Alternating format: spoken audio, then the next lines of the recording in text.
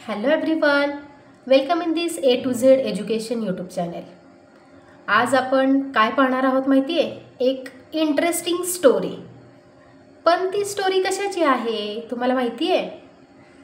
ती स्टोरी आहे M is आणि आर बद्दल. इथे तुमच्या समोर स्क्रीनवर तुम्हाला दिसत असेल एम इज आणि आर बद्दल.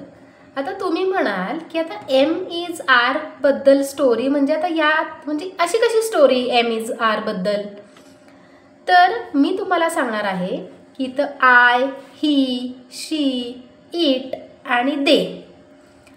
इंग्लिशमध्ये किंवा ग्रामरमध्ये जर एखादं सेंटेन्स असेल तर त्या सेंटेन्स किंवा त्या नाऊनसोबत नक्की आपल्याला एम इज आरपैकी कोणता वर्ड यूज करायचा असतो हे जर जाणून घ्यायचं असेल किंवा एम नक्की कोणासोबत जोडायचा, इज नक्की कोणासोबत जोडायचा किंवा आर नक्की कोणासोबत जोडायचा हे जर तुम्हाला जाणून घ्यायचं असेल तर एका स्टोरी फॉर्ममध्ये मी तुम्हाला सांगणार आहे की एम इज आर आपण नक्की कुठे आणि कशा पद्धतीने यूज करू शकतो.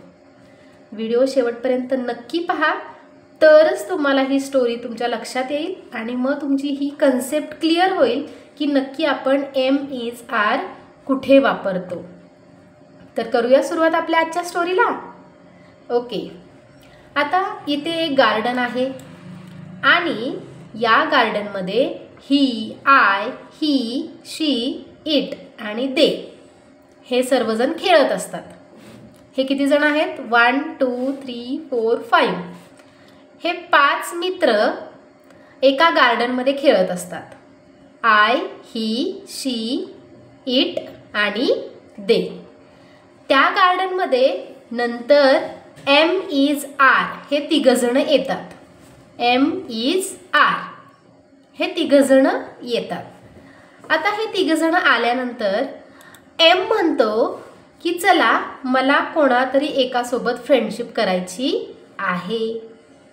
म्हणून एम हा देकडे जातो आणि तो देला म्हणतो की तू माझा फ्रेंड होशील का.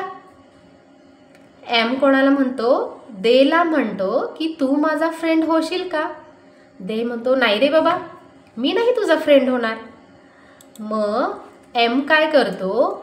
ही, शी आणि इट हे तिघजण असतात, खेळत असतात. तर या तिघा जणांच्याकडे हा एम जातो आणि या तिघांना म्हणतो हॅलो ही, शी, इट, तुम्ही माझ्याशी फ्रेंडशिप कराल का. ही, शी, इट काय म्हणतात? नाही रे बाबा, आम्ही नाही तुमच्याशी मैत्री करू शकत. मग एम म्हणतो चला आता आपण पुढे जाऊयात आणि एम हा आयकडे जातो आणि आयला म्हणतो तू माझा फ्रेंड होशील का, तू माझ्याशी फ्रेंडशिप करशील का. तर आय काय म्हणतो? येस. म्हणून आपण जेव्हा आय एम हे वर्डिंग आपण वापरतो म्हणजेच का तर आय सोबत हा नेहमी एम असतो. आय एम का तर आय आणि एमची फ्रेंडशिप झाली. म्हणून जर तुम्हाला म्हणायचं असेल की मी मुलगी आहे तर आपण काय म्हणतो? I am a girl, I am a boy, I am a doctor, I am a teacher. म्हणून आय नंतर आपण डिरेक्टली काय नेहमी वापरतो? एम. म्हणजे हा एम कोणाचा फ्रेंड झाला? आयचा. म्हणून आई हा काय झाला इथे एम सोबत कनेक्टेड झाला. नंतर इज म्हणतो चला एमला तर फ्रेंड मिळाला, आता आपण ट्राय करूयात. म्हणून इज म्हणतो चला चला आपण देकडे जाऊयात. इज हा देकडे जातो आणि देला म्हणतो तू माझा फ्रेंड होशील का. तर दे इज असं कधी असतं का? दे इज जसं दे एम कधी असतं का? नसतं. ही, शी, इट एम असतं का? नसतं. मग दे म्हटला दे इज म्हणजे हे ऐकायला बरोबर नाही वाटत ना. नाही मी नाही तुझ्याशी फ्रेंडशिप करू शकत. मग इज म्हणतो ठीक आहे चालेल. मग आयकडे इज तर जात नाही, कारण का आयला तर ऑलरेडी एम हा फ्रेंड मिळालेला असतो. म्हणून इज हा आहे तो डिरेक्टली ही शी इट यांना विचारतो, तुम्ही माझ्याशी फ्रेंडशिप कराल का? मग ते काय म्हणतात? येस. कारण ज्या वेळेला आपण ही शी इट असं म्हणतो त्यावेळेला he is, she is present टेन्समध्ये आपण यूज करतो की नाही? वर्तमान काळात प्रेझेंट टेन्समध्ये आपण यूज करतो. ही is, she is, it is. हे रिलेटेड आहे कशाच्या रिलेटेड? टेन्सच्या रिलेटेड आहे, प्रेझेंट टेन्स. आणि ही नंतर आपण इज म्हणतो, शी नंतर इज म्हणतो, इट नंतर इज म्हणतो, एक वचनी singular. He is, she is, it is. मग इजला पण फ्रेंड्स मिळाले, बरोबर आहे ना? आता कोण राहिलं बरं? आता हा आर राहिला. तो आर काय म्हणतो? चला, आयला तर एम मिळालेला आहे, ही शी इटला तर 3 फ्रेंड्स मिळालेले आहेत. ही is, she is, it is. आता कोण राहिलं? चला आपण डेला विचारूयात. कारण बरोबर आहे, आय आर कधी आपण असं म्हणतो का? नाही. ही आर कधी म्हणतो का? नाही. ही शी इट हे सिंग्युलर आहेत, एक वचन आहे. मग ही इज येतं, ही आर असतं का? नाही. इज नेहमी सिंग्युलर फॉर्ममध्ये वापरतात आणि आर आहे ते प्लुरलमध्ये वापरतात, अनेक वचनीमध्ये. मग ही आर कधीच येत नाही, शी आर कधीच येत नाही, इट आर असं कधीच येत नाही.